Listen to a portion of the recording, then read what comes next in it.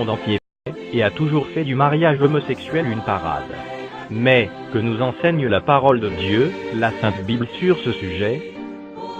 Car la question aujourd'hui est de savoir quelle est la pensée du Créateur et non celle de la créature concernant ce péché, que les hommes veulent à tout prix convertir en style de vie normal et approuvé de tous.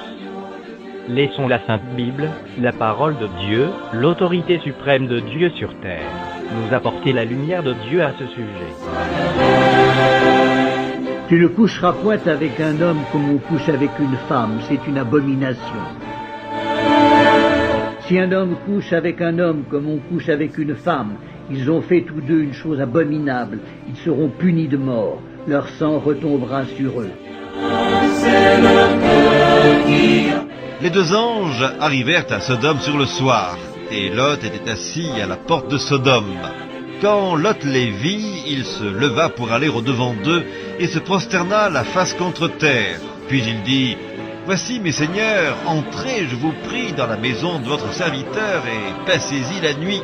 Lavez-vous les pieds, vous vous lèverez de bon matin, et vous poursuivrez votre route. » « Non, répondirent-ils, nous passerons la nuit dans la rue. » Mais Lot les pressa tellement qu'ils vinrent chez lui et entrèrent dans sa maison. Il leur donna un festin et fit cuire des pains sans levain, et ils mangèrent. Ils n'étaient pas encore couchés que les gens de la ville, les gens de Sodome, entourèrent la maison depuis les enfants jusqu'aux vieillards. Toute la population était accourue. Ils appelèrent Lot et lui dirent: « Où sont les hommes qui sont entrés chez toi cette nuit ? Fais-les sortir vers nous pour que nous les connaissions. » Lot sortit vers eux à l'entrée de la maison et ferma la porte derrière lui. Et il dit: « Mes frères, je vous prie, ne faites pas le mal. Voici, j'ai deux filles qui n'ont point connu d'homme. Je vous les amènerai dehors et vous leur ferez ce qu'il vous plaira. Seulement, ne faites rien à ces hommes puisqu'ils sont venus à l'ombre de mon toit. » Ils dirent: « Retire-toi. » Ils dirent encore: « Celui-ci est venu comme étranger et il veut faire le juge. Eh bien, nous te ferons pire qu'à eux. » Et pressant Lot avec violence, ils s'avancèrent pour briser la porte. Les hommes étendirent la main, firent rentrer Lot vers eux dans la maison et fermèrent la porte. Et ils frappèrent d'aveuglement les gens qui étaient à l'entrée de la maison, depuis le plus petit jusqu'au plus grand, de sorte qu'ils se donnèrent une peine inutile pour trouver la porte.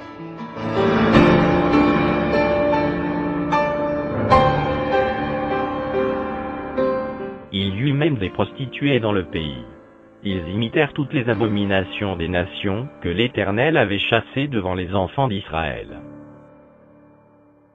Il ôta du pays les prostituées, et il fit disparaître toutes les idoles que ses pères avaient faites. Le jugement de Dieu sur les générations précédentes et futures qui se sont livrées, et qui se livreront à ce péché d'homosexualité.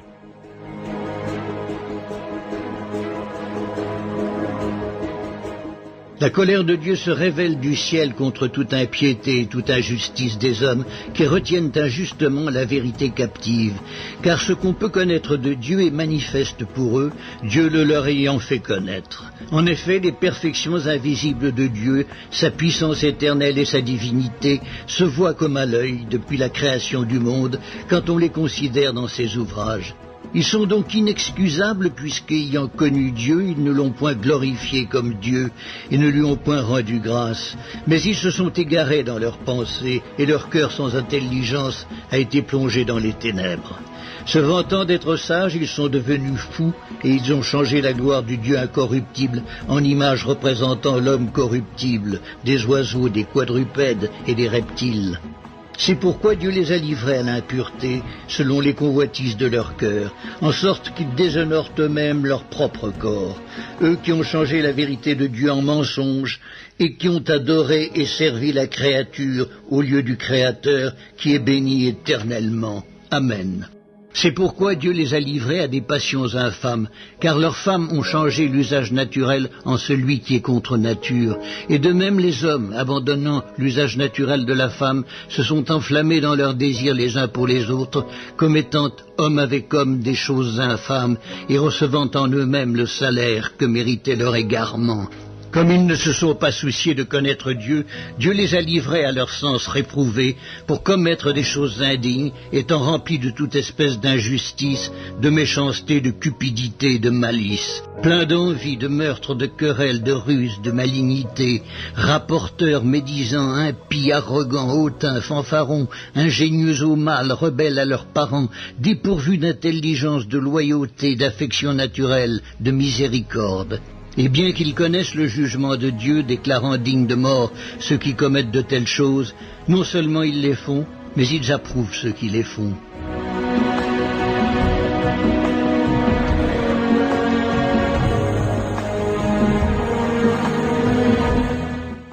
S'il a condamné à la destruction et réduit en cendres les villes de Sodome et de Gomorrhe, les donnant comme exemple aux impies à venir, et s'il a délivré le juste Lot, profondément attristé de la conduite de ces hommes sans frein dans leur dissolution, car ce juste, qui habitait au milieu d'eux, tourmentait journellement son âme, juste à cause de ce qu'il voyait et entendait de leur œuvre criminelle.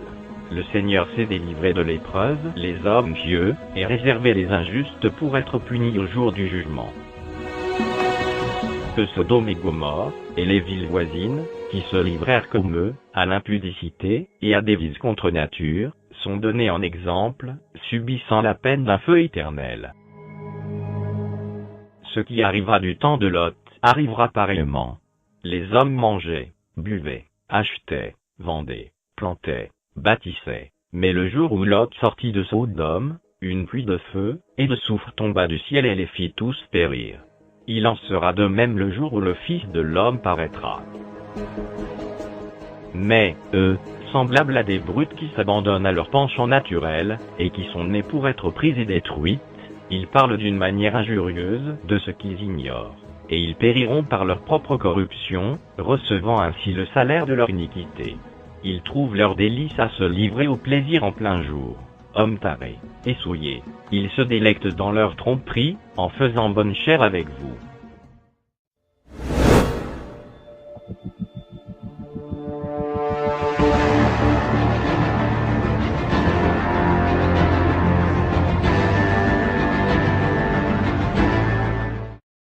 Devant le Seigneur, alléluia, alléluia, gloire au Seigneur. Nous allons lire un passage dans les Saintes Écritures, donc dans cette deuxième partie donc du message intitulé « La sexualité et la Bible ». Amen. Que dit la Bible sur la sexualité? Et nous sommes donc actuellement dans la deuxième partie. Et nous allons maintenant, si vous voulez bien, lire un passage dans la parole de Dieu, dans 1 Corinthiens, chapitre 6 et le verset 9. 1 Corinthiens, chapitre 6 et le verset 9. Au cas où nous nous tromperions, eh bien, l'apôtre Paul a dit, dans 1 Corinthiens, chapitre 6, verset 9, « Ne vous y trompez pas, ni les impudiques, c'est-à-dire les fornicataires, ni les impudiques sexuels, ni les idolâtres, ni les adultères, ni les efféminés, ni les infâmes, ni les voleurs, ni les cupides, ni les ivrognes, ni les outrageux, ni les ravisseurs, n'hériteront le royaume de Dieu. » Et c'est là ce que vous étiez. C'est au passé. C'est là ce que vous étiez quelques-uns de vous, mais vous avez été lavés, mais vous avez été sanctifiés, mais vous avez été justifiés au nom du Seigneur Jésus-Christ et par l'Esprit de notre Dieu. Amen et Amen. Seigneur, merci pour ta parole, Seigneur, qu'elle ne ricoche pas sur nos cœurs, mais que nous puissions l'absorber, la recevoir avec douceur. Nous te demandons que cette parole puisse produire en nous, Seigneur, la joie, la paix, la santé, la vitalité, la guérison de nos cœurs, de nos corps, de nos âmes. Bénis abondamment ceux et celles qui l'entendent aux quatre coins de la planète Terre, dans le nom puissant de Christ Jésus. Amen. Et tout le peuple dit Amen. Gloire à Dieu. Que Dieu soit béni. On peut s'asseoir, frères et sœurs. Alléluia. Gloire à Dieu. La sexualité et la Bible, c'est un sujet très important qui n'est pas souvent abordé dans l'Église du Seigneur, mais qui a besoin évidemment donc d'être abordé. Pourquoi? Parce que actuellement notre monde est en train de chanceler, de tituber, donc littéralement sous un poids de maladies transmises sexuellement. Et l'une d'elles s'appelle le sida, et qui est une maladie fatale, voyez. Et on sait particulièrement donc que la sexualité est enseignée aujourd'hui partout à la manière, je dirais, non pas de la Bible, mais sans aucune moralité à l'arrière, sans aucun historique même. Et parfois, je dirais, certaines personnes se posent la question, mais qu'est-ce qui arrive? Tout ça. Évidemment, donc, par rapport à cet élément de sexualité débridée et libre dans laquelle nous sommes entrés maintenant, nous nous demandons pourquoi nous avons tellement et tellement de difficultés. Dieu, nous l'avons vu dans la première partie, a mis devant nous la vie et la mort. Il a mis devant nous la vie et la mort. C'est Dieu qui dit cela. J'ai mis devant toi la vie et la mort. J'ai mis devant toi la bénédiction et la malédiction. Alors Dieu de dire, choisis la vie, choisis la bénédiction. Voyez. Et évidemment, donc, malheureusement, l'Église, souvent, ne parle pas beaucoup de ce sujet très important et on laisse à d'autres l'éducation sexuelle. Mais l'Église de Dieu, donc, doit aussi porter le flambeau de la vérité, puisque la Bible déclare que l'Église de Jésus-Christ, eh bien, elle est la porteuse, elle est le support, donc le pilier de la vérité. Et nous devons déclarer les choses qui sont vraies. Et nous avons vu particulièrement certains éléments dans la première partie. On sait qu'aujourd'hui, on vit au milieu littéralement de Sodome et Gomorrhe. Nous sommes rendus à cette étape-là de l'humanité. Les choses ne s'amélioreront pas dans les mois et les années à venir, mais les choses vont continuer donc à descendre. Je disais dans la première partie comment, il y a quelques années, nous avons autorisé publiquement le blasphème. Ensuite, on a autorisé, ça fait des années, la pornographie. Puis ensuite, ça a été l'avortement, donc. Et ensuite, eh bien, on est arrivé à la, je dirais, l'homosexualité et le lesbianisme. Et bientôt, eh bien, nous allons avoir la polygamie. Nous allons avoir l'euthanasie, je dirais, totale, l'inceste, la zoophilie. Donc, et cette progression est inévitable. Le mal continue à aller de l'avant exactement comme un cancer. S'il n'est pas, je dirais, nettoyé au départ, eh bien, va continuer à manger, à ronger, à s'étendre, donc par des métastases dans le corps humain. Eh bien, la même chose, que ce soit le blasphème, la pornographie, l'avortement, l'homosexualité, la polygamie, l'euthanasie, l'inceste, la zoophilie, évidemment, tout cela va continuer donc à aller de l'avant jusqu'au point de légalisation, voyez, de légalisation. Et lorsque la dernière étape sera atteinte, eh bien l'humanité va se retrouver exactement au même stade que les contemporains de Noé, donc juste avant un déluge d'eau. Et nous sommes, nous maintenant, juste avant un déluge de feu. C'est le feu, c'est ce que l'apôtre Pierre nous a enseigné. De la même façon que l'eau a détruit, maintenant à la fin des temps, eh bien ce sera par le feu. Et les villes de Sodome et Gomorrhe ont déjà été anéanties, rappelons-le, par le feu du ciel. On sait particulièrement que le Seigneur en a parlé dans Luc chapitre 17, et à ce moment-là, eh bien, il n'y aura plus qu'un développement, une avancée vers une seule direction, vers le bas. Vers le bas, vers le bas. Donc, on s'en va de plus en plus vers le bas, c'est-à-dire l'adoration directe de Satan. Adoration publique, adoration, je dirais, volontaire, donc, et mondiale, par tout le monde, et ce sera non seulement l'adoration de Satan, mais ce sera en même temps l'adoration du Fils de Satan.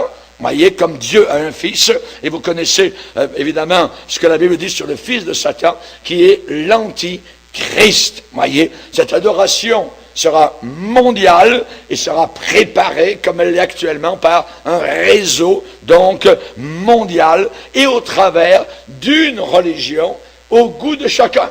au goût de chacun. Cette religion mondiale aura des composés donc différents, autant d'un côté catholique, d'un côté islamique, d'un côté bouddhiste, ce que vous voulez, tout ça, mais tout cela s'en va évidemment dans la même direction. Ce que nous voyons actuellement, ce que nous témoignons autour de nous, c'est un combat de plus en plus évident contre Jésus-Christ. C'est un combat à la racine de plus en plus évident contre Jésus-Christ, étant, je le répète, l'unique et le seul chemin vers Dieu son Père. Et nous allons tenir, je dirais, bec et ongle par rapport à cette vérité déclarée dans la Bible, où Jésus dit, je suis le chemin, la vérité et la vie. Nul ne vient au Père que par moi. Que par moi. Donc, il y a uniquement Jésus pour aller au ciel. Donc, particulièrement, ce que nous avons vu dans la première partie, c'est la sexualité en dehors du mariage est-elle mauvaise? Et nous avons répondu, oui. Oui, elle est mauvaise. Ça s'appelle l'impudicité. Et n'oublions pas que la Bible déclare à plusieurs fois, ne vous y trompez pas, faites bien attention, ne faites pas d'erreur, tout ça. Aucun impudique ne va au ciel. Donc, aucune impudicité n'est acceptée par les portes de gloire, par les portes d'or, là-haut, dans l'éternité. Donc, nous avons vu cela. Et particulièrement, donc, ce que nous avons vu, eh bien, c'est que la sexualité est une très bonne chose qui a été donnée par le Seigneur, comme une rivière qui est très belle lorsqu'elle coule à l'intérieur de ses rives. Voyez, si elle dépasse ses rives, si elle déborde, à ce moment-là, c'est de la destruction. La sexualité, c'est la même chose. Si elle dépasse les bornes imposées par le Seigneur, à ce moment-là, c'est de la destruction. C'est comme l'électricité. L'électricité qui est contrôlée nous fait du bien, elle peut nous apporter de la chaleur, de la lumière, mais le moment où elle n'est plus contrôlée, elle brûle. Voyez, elle met le feu, voyez, et c'est les pompiers qu'il faut absolument qu'ils viennent parce que le feu est à la maison. Et le barrage, eh bien, retient l'eau, voyez, pas de problème, c'est bien, mais quand le barrage craque, eh bien, c'est la destruction en bas dans la vallée. Et la sexualité, donc, c'est la même chose quand ça déborde, quand ce n'est plus contrôlé, quand ce n'est plus retenu, qu'il n'y a plus aucune retenue. À ce moment-là, évidemment, c'est la mort. Et nous avons besoin, évidemment, de bien nous rappeler cela. Et je disais en terminant dans la première partie par cette phrase choc, ceux qui adoptent la philosophie Playboy ne connaissent pas plus sur la Bible que les cochons connaissent sur la sagesse de Dieu ou sur les astres. C'est un désastre. Ce n'est plus, évidemment, quelque chose qui est clair.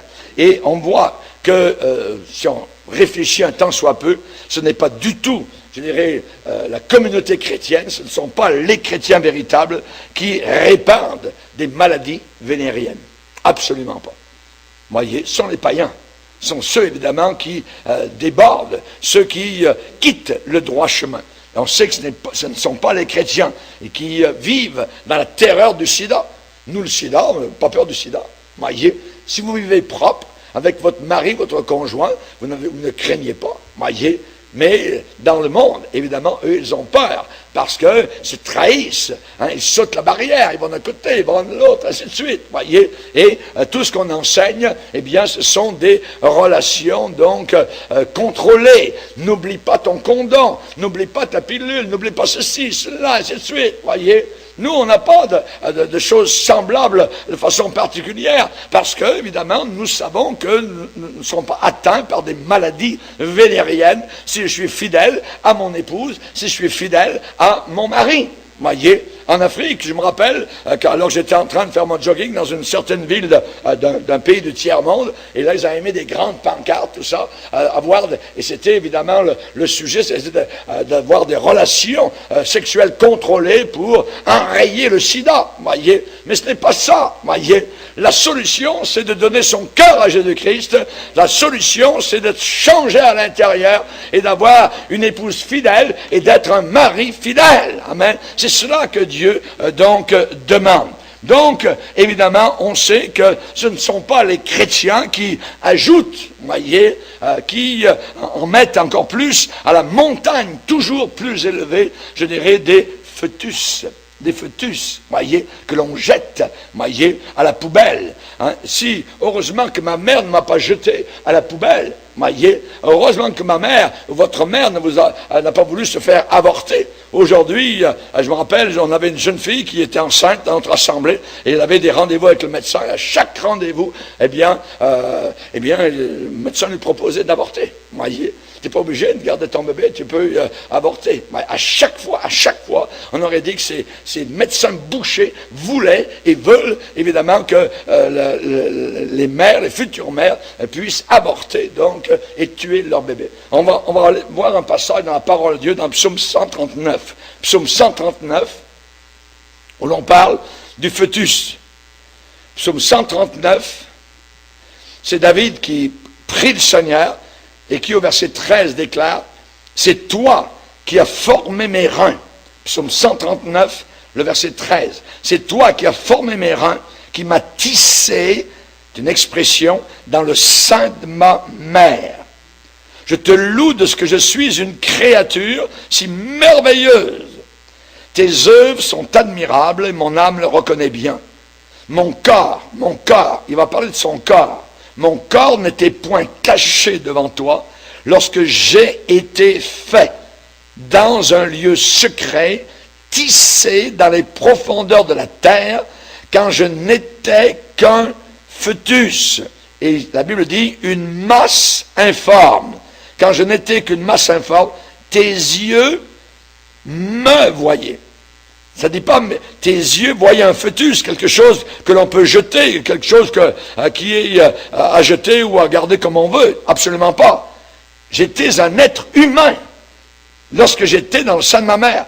Quand je n'étais qu'une masse informe, tes yeux me voyaient. Le me, c'est une personne. Ce fœtus, c'est une personne. Et sur ton livre, Seigneur, étaient tous inscrits les jours qui m'étaient destinés avant qu'aucun existe. Que tes pensées, ô Dieu, me semblent impénétrables. Amen. Évidemment, on comprend cela. Mais évidemment, la parole de Dieu dit que le fœtus est une personne. C'est une personne, voyez. Mais dans le monde dans lequel nous sommes, spécialement les pro-choix, évidemment, donc ne considèrent pas évidemment le fœtus comme étant une personne. Et ce n'est pas la communauté chrétienne qui augmente le nombre non plus d'enfants illégitimes. Absolument pas. Non.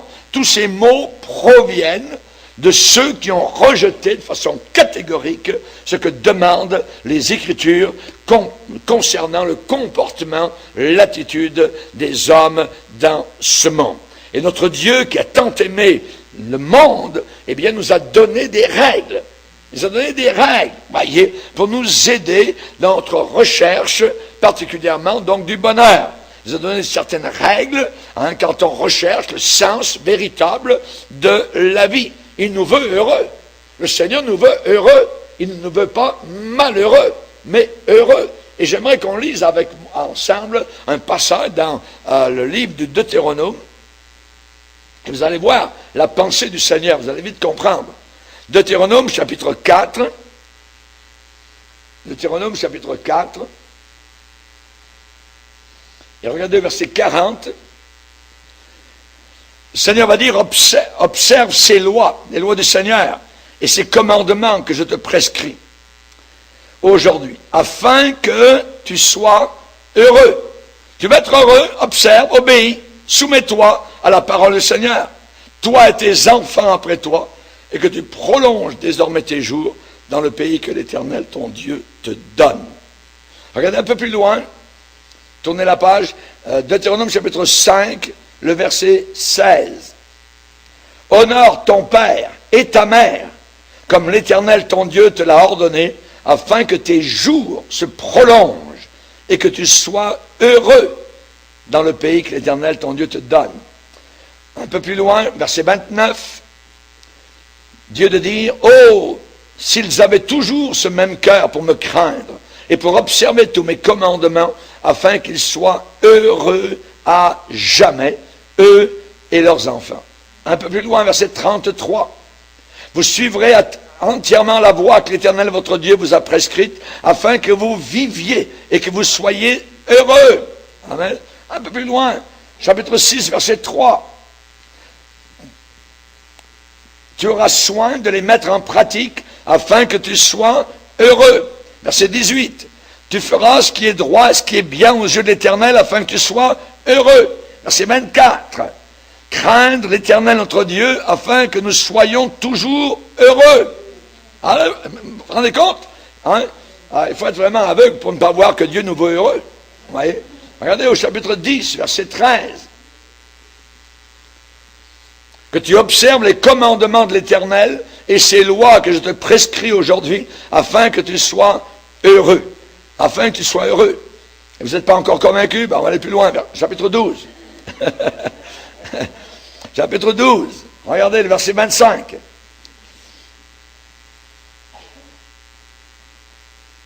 Ici, il est dit, seulement garde-toi de manger le sang, car le sang c'est l'âme. Tu ne mangeras pas l'âme avec la chair. Tu ne le mangeras pas.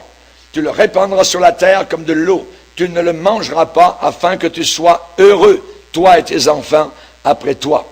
Verset 28, garde et écoute toutes ces choses que je t'ordonne, afin que tu sois heureux, toi et tes enfants après toi, à perpétuité, en faisant ce qui est bien et ce qui est droit aux yeux de l'Éternel ton Dieu. Amen.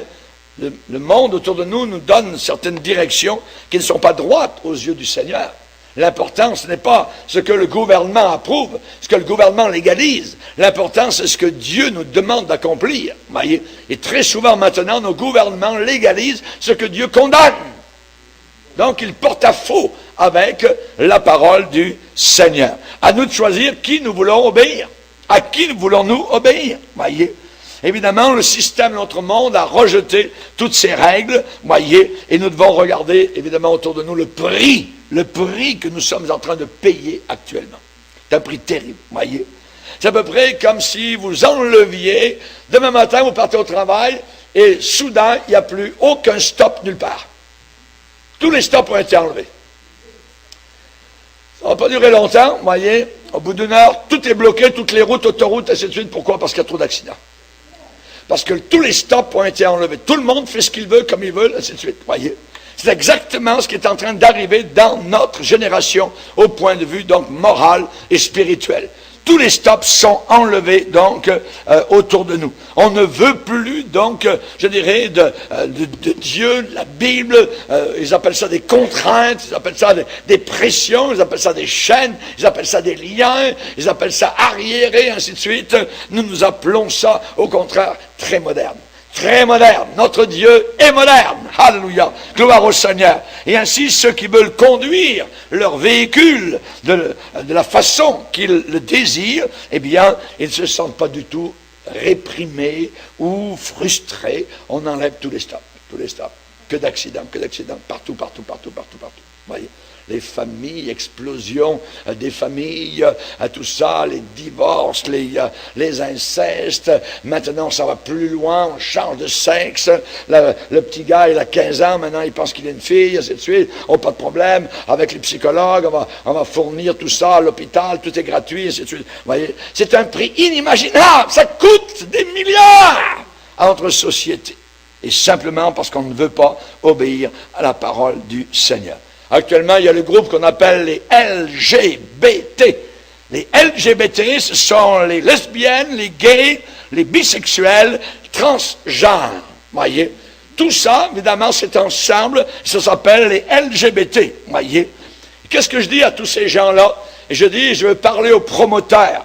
Vous, les promoteurs de magazines de peau et de porno, voyez, nous disons non à tout ce que vous pouvez donc produire. Vos acteurs, vos actrices, immodestes, indécents, vos stars, vos étoiles filantes, voyez, sont impudiques, provocantes.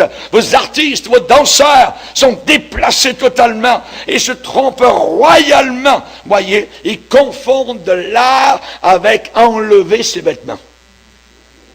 Pas plus que ça. Pas plus que ça.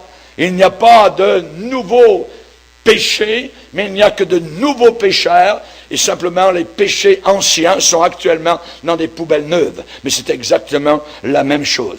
Ce ne sont pas les chrétiens qui sont malades, comme vous nous le dites. C'est vous, les promoteurs de poubelles. Voyez, vous êtes malades à mourir. Vous êtes proche de la mort et de l'enfer. Et vous êtes en train de tuer ceux qui sont autour de vous.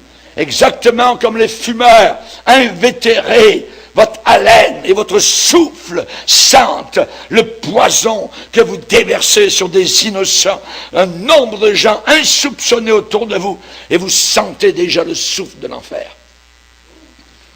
Dieu a donné à la race humaine le don d'expression sexuelle pour qu'elle soit utilisée librement entre les maris et les épouses. Et vous avez perverti, renversé cela. C'est vous qui avez confondu rire avec moquerie. C'est vous qui avez confondu délice avec profaner. C'est vous qui avez confondu joie avec gai. On parle de vous comme étant un signe de la fin des temps. La Bible parle de vous comme étant des moqueurs. Et je vais vous lire ce que la parole de Dieu dit à votre sujet, sachant avant tout que dans les derniers jours, il viendra des moqueurs avec leur raillerie, marchant selon leur propre convoitise. Dans l'Épître de Jude, on nous dit exactement la même chose à votre sujet, où il est dit, particulièrement au verset 18, les apôtres du Seigneur vous disaient qu'au dernier temps, dans les temps de la fin, il y aurait des moqueurs marchant selon leur convoitise impie. Leur convoitise impie. Donc nous avons vu, évidemment, l'impudicité. Aucun impudique au ciel. Aucun impudique au ciel. Vous savez, ces gens qui se disent chrétiens, qui se disent homosexuels, le pire, les pasteurs, les votes parmi les conventions pastorales pour savoir si on va ordonner au ministère des homosexuels, la Bible déclare, comme vous verrez l'abomination établie en lieu saint, que celui qui lit fasse très attention. C'est l'enseignement, l'avertissement de la parole de Dieu. Nous avons besoin, évidemment, donc, de savoir ce que Dieu dit au sujet de l'homosexualité. Aujourd'hui, eh bien, ce groupe de personnes demande, réclame leurs droits. La Bible parle de ces gens-là, homme avec homme. C'est très clair. Homme avec homme et femme avec femme. Nous sommes revenus au temps de Sodome. Nous sommes juste avant, donc, Sodome. Lisez avec moi dans Luc 17. Luc chapitre 17. Où il est dit au verset 28. C'est Jésus qui prédit, qui prophétise.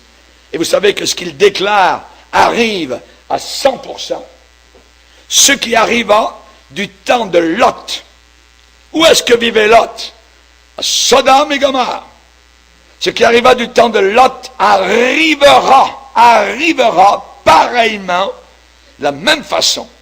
Les hommes mangeaient, buvaient, achetaient, vendaient, plantaient, bâtissaient, mais le jour, le fameux jour, le jour où Lot sortit de Sodome, une pluie de feu et de soufre tomba du ciel et les fit tous périr.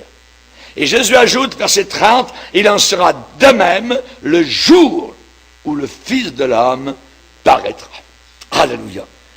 Il y a un jour particulier où Jésus va paraître. Amen. Et en même temps, il y aura un jugement sur la planète Terre. Aujourd'hui, nous avons la fête de la fierté homosexuelle, la Gay Pride. Imaginez, être gay, être fier, ça ne va pas ensemble. Ça ne va pas ensemble. C'est une honte. La Bible dit que le péché fait la honte des peuples. Voyez. Et on voit aujourd'hui des maires de ville, des premiers ministres marcher donc à la tête des parades. C'est abominable. Même en Israël, dans les grandes villes d'Israël, il y a des parades gays, imaginez. C'est abominable. Voyez. Donc, je vais vous dire ce que Dieu pense, évidemment, de cela. Rapidement, dans Lévitique 18, dans Lévitique chapitre 18, il est dit au verset 22, « Tu ne coucheras point avec un homme comme on couche avec une femme. C'est une abomination. » C'est une abomination. C'est abominable, voyez. Et quand le Seigneur dit « dehors les abominables », eh bien, ça fait partie de cela. Lisez un peu plus loin dans Lévitique chapitre 20, Lévitique chapitre 20, verset 13. Si un homme couche avec un homme, comme on couche avec une femme, ils ont fait. Qu'est-ce qu'ils ont fait? Ils ont fait tous deux une chose abominable. Ils seront punis de mort. L'Ancien Testament était terrible. Ils seront punis de mort. Leur sang retombera sur eux. Combien nous sommes éloignés comme génération, évidemment, des principes de ce que Dieu nous a enseigné. Et vous pensez que c'est l'Ancien Testament, que le Nouveau Testament n'en parle pas? Le Nouveau Testament réitère exactement, donc, et enfonce le clou encore plus profondément dans Romains 1er chapitre. Regardez, Romains 1er chapitre, verset 26. C'est pourquoi Dieu les a livrés, les a abandonnés à des passions infâmes. Le mot revient, l'infamie, infâme, abominable. Car leurs femmes ont changé l'usage naturel en celui qui est contre nature.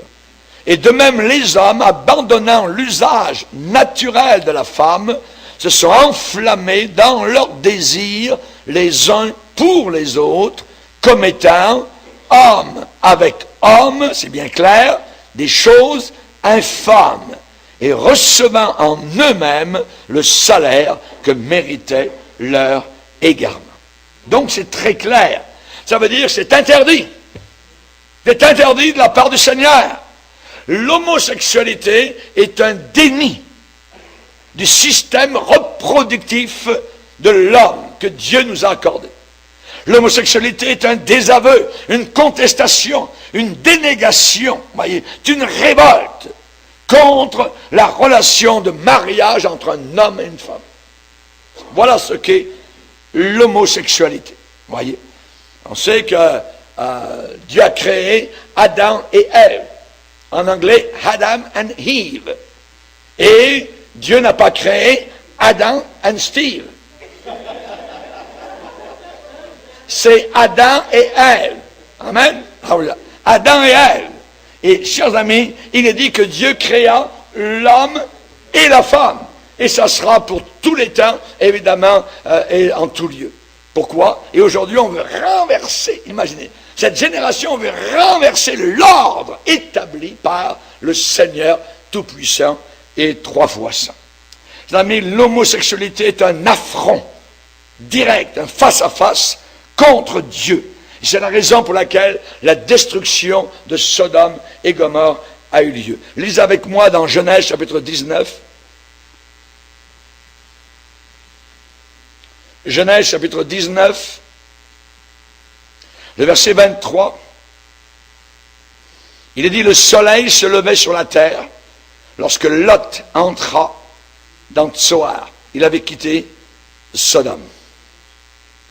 Alors, à ce moment-là, verset 24, l'Éternel fit pleuvoir du ciel sur Sodome et sur Gomorrhe du soufre et du feu de par l'Éternel.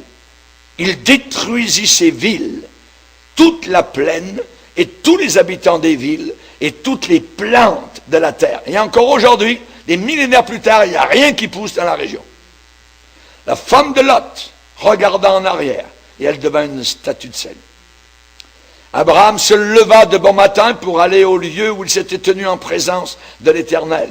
Il était sur les montagnes, donc en haut de la vallée du Jourdain, où étaient les villes de Sodome et Gomorrhe. Verset 28, il porta ses regards du côté de Sodome et de Gomorrhe, et sur tout le territoire de la plaine.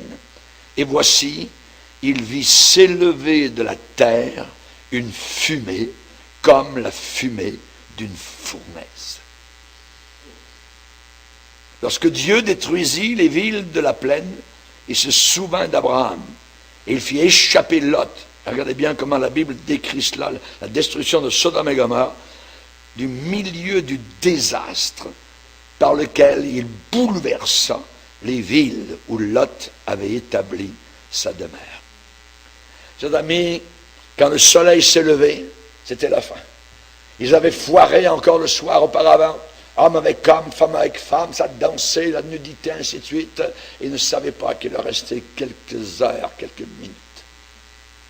C'était leur dernière nuit sur la terre. Chers amis, Dieu voit ce qui se passe dans notre génération. Le chrétien pleure, le chrétien gémit, le chrétien est triste. Jésus a dit, le monde se réjouira, vous serez tristes. Il y a une tristesse dans nos cœurs de voir tous ces gens qui descendent en enfer, tous ces gens qui se moquent de Dieu, tous ces gens qui paradent dans nos rues, tous ces gens évidemment qui font fi de la parole du Seigneur. Il y a une tristesse, mais le Seigneur a dit, votre tristesse se changera en joie. Amen, alléluia. Et leur joie va se changer en grincement de dents et pleurs pour l'éternité, au milieu des flammes éternelles de l'enfer. Oh mes amis, lisez avec moi dans Jude, verset 7. Jude, juste avant l'Apocalypse, et au verset 7, il est dit Sodome et Gomorrhe, et les villes voisines qui se livrèrent comme eux à l'impudicité. Donc on parle ici d'impudicité sexuelle. Il y a des vices contre nature. L'homosexualité, le lesbianisme est contre nature. À des vices contre nature, eh bien, tous ces gens-là, ces villes, sont donnés en exemple, subissant la peine d'un feu éternel. D'un feu éternel. J'ai entendu un prédicateur adventiste du 7e jour tordre ce verset vis-à-vis du feu éternel, puisqu'il ne croit pas à l'enfer. Voyez, il faudra expliquer que c'était un feu, voyez, qui a duré un certain temps, puis ensuite c'est éteint, puis c'est terminé, mais il n'y a personne qui est en enfer. Ah non! La parole de Dieu est claire, voyez. Sodome et Gomorrhe et les villes voisines qui se livrèrent comme eux à l'impudicité, à des vices contre nature, sont donnés en exemple, subissant la peine, la condamnation, la punition d'un feu éternel. Amen. D'un feu éternel. C'est exactement le même mot que Jésus a employé, le mot éternel, quand il a dit « ceux-ci iront au châtiment éternel ». Châtiment éternel. Et nous irons à la vie éternelle. Le mot éternel veut dire l'éternité, pour l'éternité, à jamais et à jamais. L'homosexualité est un affront à Dieu, chers amis. C'est un affront au génie créatif du Seigneur. Évidemment, si certains veulent essayer, je dirais, de prouver leur point à partir des Écritures, voyez, eh bien, ou d'approuver pour approuver l'homosexualité, ils ne pourront jamais simplement y arriver. Ils attaquent tellement qu'ils ont imprimé en anglais, donc, vous savez que nous avons en anglais la King James, la Bible du roi Jacques, et eux ont imprimé en Angleterre The Queen James Bible. Imaginez. Et donc, c'est la Bible des homosexuels. Voyez. Et il y a au début, donc, les notes de l'éditeur de cette Bible. Bible homosexuelle. C'est marqué The Queen James Bible. Imaginez. Il est dit, tout d'abord, aucune Bible n'est parfaite. Ah ouais, tiens. Ensuite, ils disent, la Bible ne dit absolument rien sur l'homosexualité.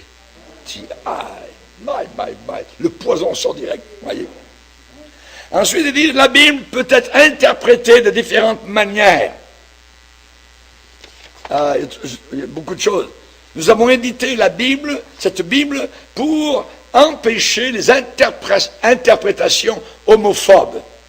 Imaginez. C'est abominable.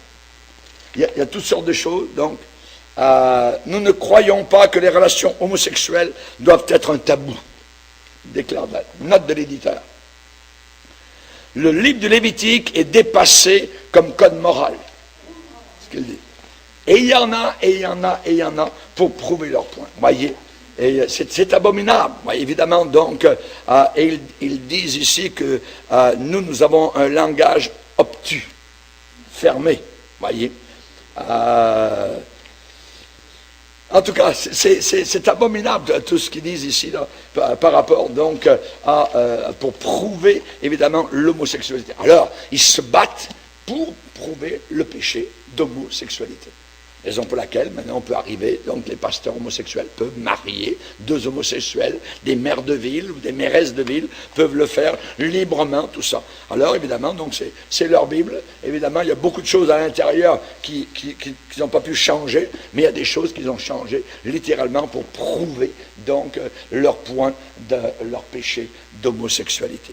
Alors, nous combattons de notre bord, simplement, restant fidèles à la vérité, restant fidèles, nous ne les haïssons pas, nous ne les tuons pas, nous n'avons, je dirais, rien, mais nous désapprouvons totalement, évidemment, leur façon de vivre, leur genre de vie, nous les avertissons et nous leur disons que s'ils continuent sans se repentir, ils vont directement, donc, en enfer.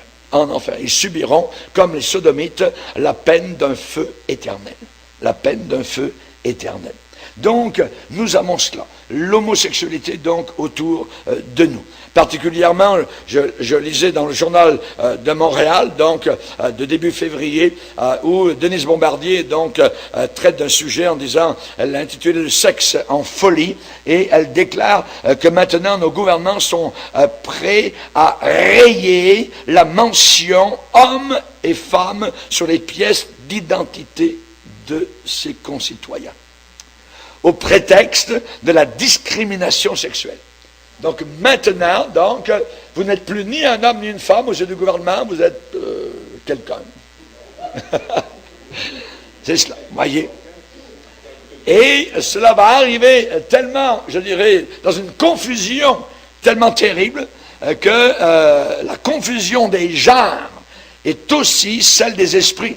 Par exemple, ajouter une toilette neutre dans un lieu public est avant tout une indication que notre société est une maison ouverte à tout vent où plus personne n'est à l'aise, afin que les minoritaires les plus atomisés s'y sentent moins seuls. C'est donc une déconstruction de l'humanité et de ses valeurs universelles. Elle a raison. Elle a raison. Je l'approuve dans ce qu'elle déclare. Voyez. Donc nous avons cela maintenant, nous sommes arrivés à une génération tellement intelligente, tellement instruite, tellement éduquée que nous allons avoir besoin donc d'une troisième sorte de toilette. On a aussi autre chose dans la Bible, que nous condamnons non seulement l'impudicité, non seulement l'homosexualité, mais nous condamnons la bestialité. La bestialité, c'est le sexe avec les animaux. Et je vais vous donner simplement donc la règle scripturaire, la règle des Écritures, verbatim, de ce qui est écrit dans Lévitique chapitre 20. On peut s'y rendre. Lévitique chapitre 20, versets 15 et 16. Lévitique chapitre 20 et les versets 15 et 16. Si un homme couche avec une bête, il sera puni de mort, et vous tuerez la bête.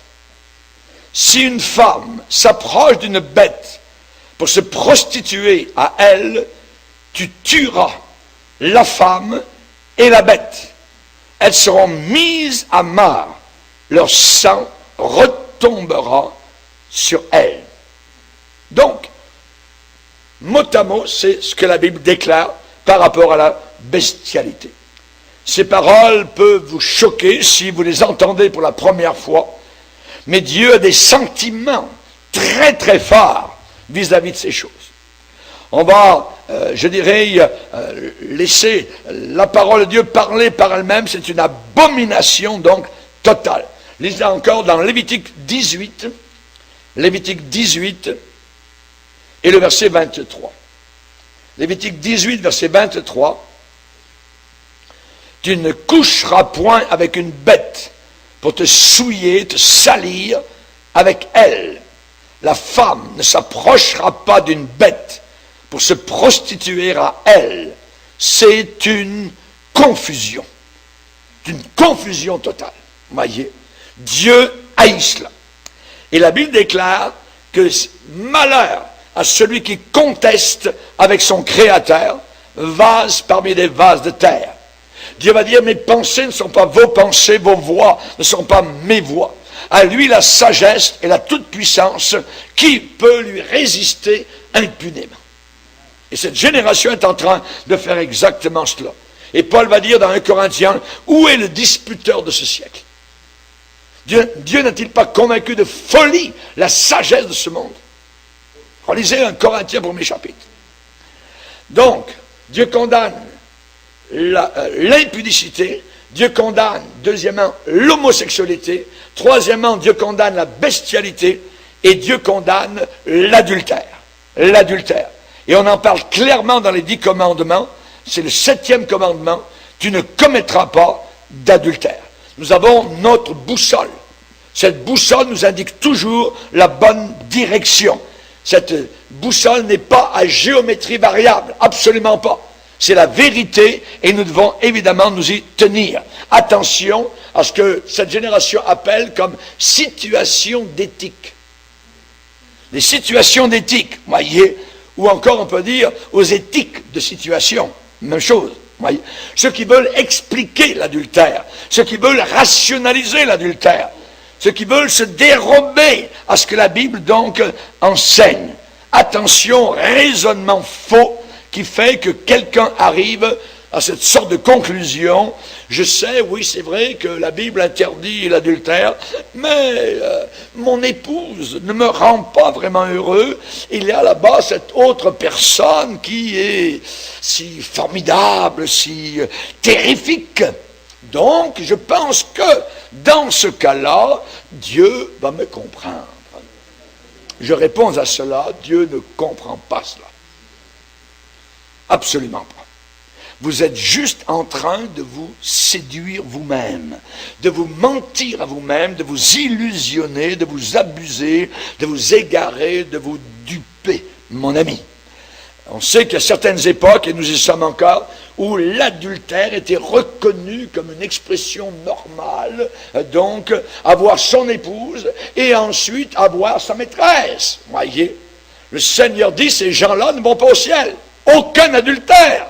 Voyez, lisez dans Osée le prophète au chapitre 4. Osée chapitre 4, verset 1er, écoutez la parole de l'Éternel, enfants d'Israël, car l'Éternel a un procès. Un procès. Donc comme en cour de justice, l'Éternel a un procès avec les habitants du pays. Parce qu'il n'y a pas de vérité, pas de miséricorde, pas de connaissance de Dieu dans le pays. Il n'y a que parjure et mensonge, assassinat, vol et adultère. On use de violence, on commet meurtre sur meurtre. C'est pourquoi le pays sera dans le deuil. Tous ceux qui l'habitent seront languissants. Et avec eux les bêtes des champs et les oiseaux du ciel. Même les poissons de la mer disparaîtront. Mais que nul ne conteste, que nul ne se livre aux reproches, car ton peuple est comme ceux qui disputent avec les sacrificateurs. Tu tomberas de jour, le prophète avec toi tombera de nuit, et je détruirai ta mère. Imaginez. Dieu n'aime pas, absolument pas, donc, l'adultère. Et tout ce qui va, évidemment, avec les adultères. Du temps de Noé, il est dit que les pensées de leur cœur se portaient chaque jour uniquement vers le mal. Pensez-vous, qu'est-ce qu'ils faisaient? Ils convoitaient les autres femmes. Ils couchaient d'un côté et d'autre. C'était des orgies ici et là. Voyez.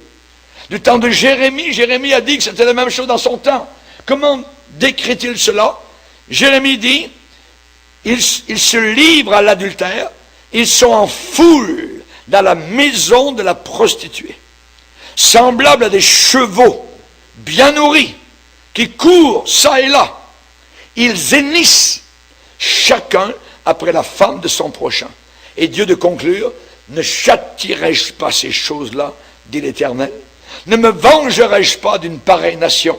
Jérémie chapitre 5, le verset 8.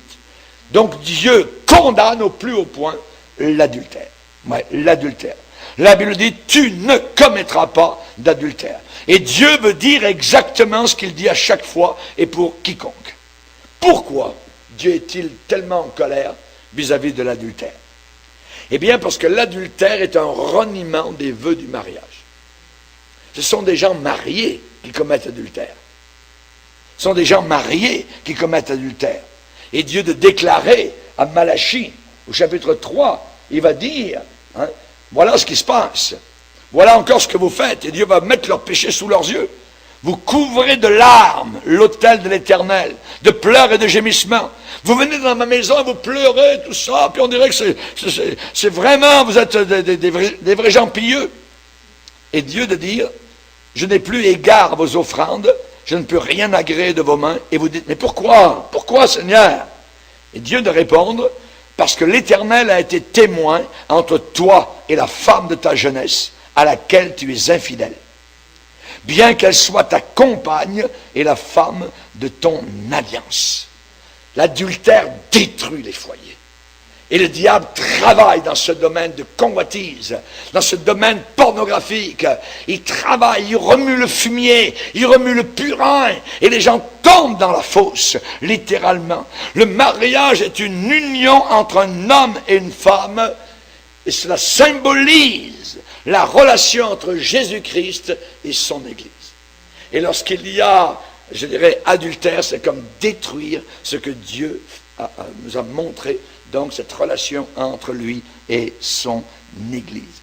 La Bible dit très bien, il n'y a aucun adultère ni idolâtre. Souvent, vous remarquez dans la parole de Dieu, les séries de péchés, et souvent l'adultère est joint à l'idolâtrie. À l'idolâtrie. C'est de l'idolâtrie. L'adultère est une idolâtrie. Il n'y a aucun adultère au ciel et aucun idolâtre. Vous vous rappelez l'histoire de Sarah, quand le roi païen voulait la prendre dans son harem, voyez, parce que Abraham avait dit, elle est ma sœur. Ah, c'est ta sœur, pas de problème, elle n'est pas mariée. Donc il l'a pris dans son harem. Mais elle était mariée. Il ne le savait pas. Et durant la nuit, alors qu'il y a eu quelque chose qui s'est passé, Dieu a parlé à Abimelech. Et il lui a dit, touche pas à cette femme-là. Tu es un homme mort. Tu touches à cette femme, je te tue. Parce qu'elle a un mari. Ok, Seigneur? Regardez, on va le lire. Genèse chapitre 20.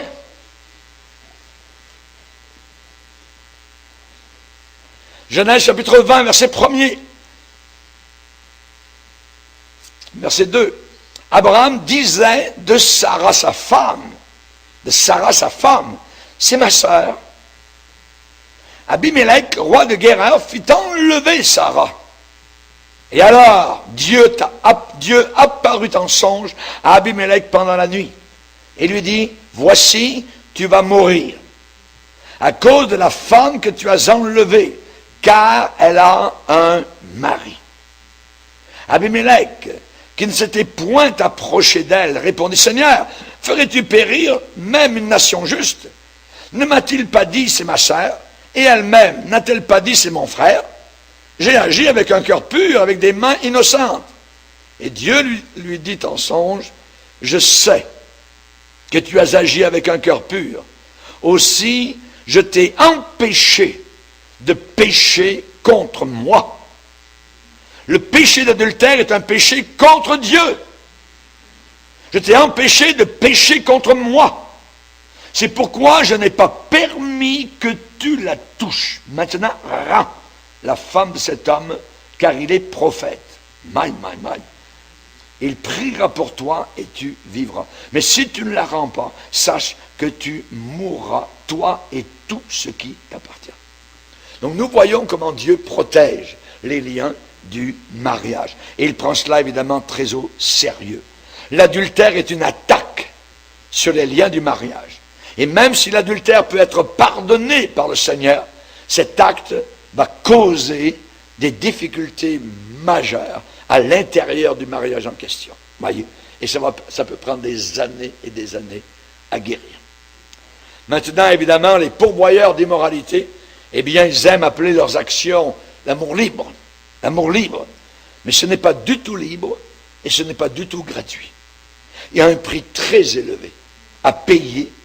Il y a une difficulté inimaginable à porter. Voyez? Et nous payons comme société chaque jour, je dirais, pour cet amour gratuit et libre avec nos taxes et nos impôts. Nous les payons, voyez. Le prix, par exemple, du sida est magistral. Ce sont des milliards qui y passent. L'avortement, c'est pareil, voyez. Les changements de sexe aujourd'hui, ça coûte des centaines de milliers de dollars. Et ça peut amener la race humaine à la banqueroute totale. Donc Dieu, dans son grand amour, a voulu nous préserver, nous garder, donc, je dirais, de cette misère, et nous a donné sa parole, pour nous conduire, pour nous protéger, pour nous guider. Les hommes ont pensé être plus intelligents que le Créateur, plus sophistiqués que notre Sauveur. Se vantant d'être sages, ils sont devenus fous, folles, insensés. Ils ont inventé leur propre système de comportement sexuel. Et c'est un système d'affection non naturel, contre nature, contre la nature de Dieu. Voyez, et cela a créé des maladies inimaginables. Elles ne sont pas finies. Elles ne sont pas finies. Voyez, et ça amène la mort sur la planète. Il y a une voie qui semble droite à un homme, mais le bout du chemin, c'est la mort. C'est la mort. Amen. Dieu nous a donné en cadeau la sexualité à l'homme, à la femme, pour apporter la joie, un délice dans le lit du mariage, mais aussi pour continuer donc la race humaine. Et c'est l'un des plus grands cadeaux, et c'est certain. Un couple marié chrétien comprend cela. Et un couple marié chrétien ne ressent absolument aucune culpabilité dans leur plaisir mutuel. Et considèrent leurs enfants comme étant le don, un cadeau merveilleux de la part du Créateur. Quand ces couples chrétiens apprennent qu'il y a une grossesse qui s'en vient, eh bien, ne se précipitent pas du tout vers une clinique d'avortement, voyez, pour faire tuer leurs enfants. Absolument pas. Ils sont heureux, ils disent, merci Seigneur, tu vas nous donner un enfant. Amen. Un couple chrétien et marié possède entre eux, donc, un lien de respect, de délice, de compréhension. Et cela est exprimé dans son plus haut degré dans le lit du mariage. Et ni l'un ni l'autre ont peur, donc, d'être contaminés par une maladie sexuelle. Ils sont fidèles l'un à l'autre. C'était l'intention de Dieu, et ne vous laissez jamais intimider par ceux qui doutent de ce que je suis en train de vous enseigner. Amen. Gloire au Seigneur. Le système dans lequel nous sommes a changé, a transformé un diamant en boue, en gadou, en fange, en vase, voyez, à cause de leur conception égoïste. Voyez. Donc, évidemment, à vous qui êtes mariés ou qui désirez vous marier, je vais vous encourager à vous tourner vers la Bible, à totalement commencer à la lire, à la méditer, à l'étudier, et que les concepts de la Bible s'imbibent dans votre esprit. C'est là dans la Bible qu'il y a de la vie. Mes paroles sont esprit et vie. C'est là qu'il y a de la santé. Médite la parole de Dieu.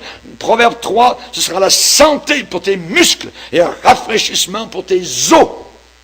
Tes os, derrière la peau. Lis la Bible et tes os seront en bonne santé. Amen, c'est ce que la Bible dit. Ou bien elle dit faux, ou bien elle dit vrai. Je le crois de tout mon cœur. Voyez, c'est la santé pour tout leur corps. Vous lirez Proverbe 3, versets 1 à 8, Proverbe 4, verset 22. Amen, gloire au Seigneur. L'épouse de Salomon s'est écriée qu'il m'embrasse des baisers de sa bouche, car ton amour vaut mieux que le vin. Que sa main gauche soit sous ma tête, que sa droite m'embrasse.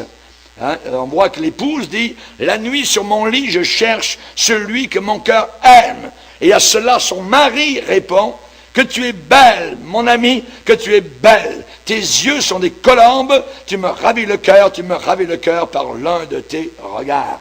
Et avec cela, nous fermons avec modestie la porte de leur chambre. Amen. Amen. Pourquoi? Parce que ce qui arrive ensuite, eh bien, ce sont le mari et l'épouse qui se réjouissent de la relation délicate, exquise, planifiée pour eux par le Maître Créateur qui les aime chèrement et tendrement. Heureux les cœurs purs, car ils verront Dieu. Amen. Que le mariage soit honoré de tous et le lit conjugal exempt de souillure, car Dieu jugera les impudiques et les adultères. Amen. Seigneur, te bénissons pour ta parole. Nous voulons te glorifier. Nous voulons t'aimer, te servir avec joie. Garde tes enfants propres. Garde tes enfants purs, Seigneur. Que celui qui est saint se sanctifie encore plus. Que celui qui est juste continue à marcher dans la justice de Christ.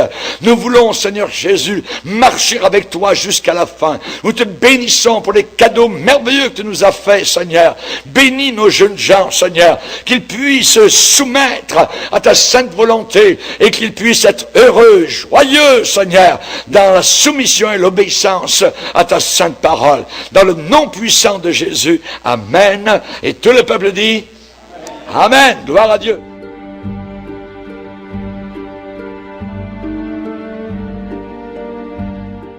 There's room at the cross for you. Yes, there's room at the cross for you. Though millions have come, there's still room for one. Yes, there's room at the cross for you. Oh, la croix sur laquelle Jésus est mort. The cross upon which Jesus died is a shed. Elle est un abri. 12 peuvent y venir. And its grace so free is sufficient for me. And deep is its fountain as wide as the sea. Chante-le. There's room at the cross for you. Yes, there's room at the cross for you. Though millions have come, there's still room for one. Yes, there's room at the cross for you.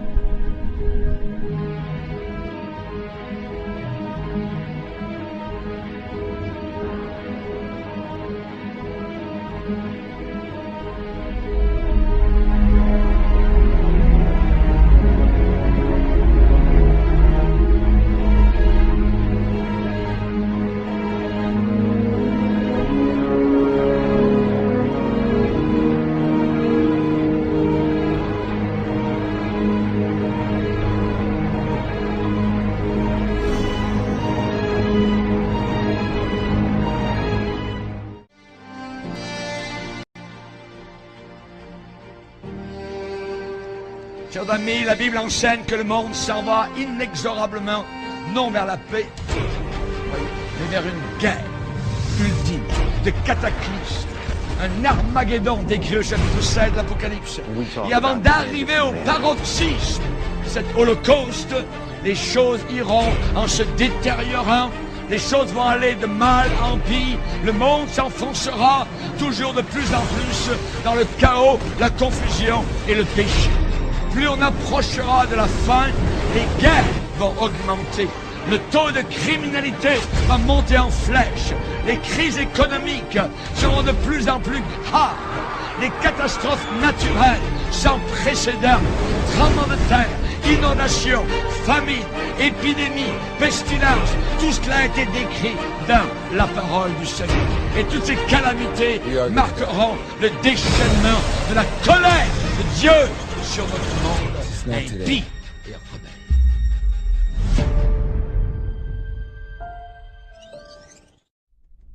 Quelle est la volonté de l'Éternel Dieu créateur, notre Seigneur et grand Dieu incarné Jésus-Christ, dans tout ceci, depuis le commencement, la seule et unique réponse immuable, invariable, certaine et éternelle, que nous donne la parole de Dieu, la Sainte Bible, est un homme pour une femme, dans le mariage. Ceci est la position éternelle de notre Créateur Jésus-Christ. À prendre ou à laisser. L'Éternel Dieu dit, « Il n'est pas bon que l'homme soit seul, je lui ferai une aide, semblable à lui. » L'Éternel Dieu forma de la terre tous les animaux des champs et tous les oiseaux du ciel, et il les fit venir vers l'homme pour voir comment il les appellerait, et afin que tout être vivant portât le nom que lui donnerait l'homme. Et l'homme donna des noms à tout le bétail, aux oiseaux du ciel et à tous les animaux des champs. Mais pour l'homme, il ne trouva point d'aide semblable à lui. Alors l'Éternel Dieu fit tomber un profond sommeil sur l'homme qui s'endormit. Il prit une de ses côtes et referma la chair à sa place. L'Éternel Dieu forma une femme de la côte qu'il avait prise de l'homme, et il l'amena vers l'homme. Et l'homme dit, « Voici cette fois celle qui est os de mes os et chair de ma chair. On l'appellera femme, parce qu'elle a été prise de l'homme. C'est pourquoi l'homme quittera son père et sa mère, et s'attachera à sa femme, et ils deviendront une seule chair. »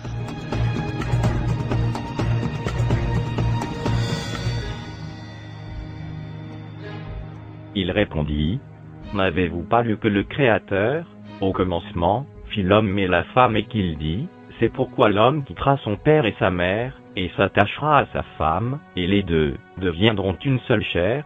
Ainsi ils ne sont plus deux, mais ils sont une seule chair. Que l'homme donc ne sépare pas ce que Dieu a joint. » Pour ce qui concerne les choses dont vous m'avez écrit, je pense qu'il est bon pour l'homme de ne point toucher de femme.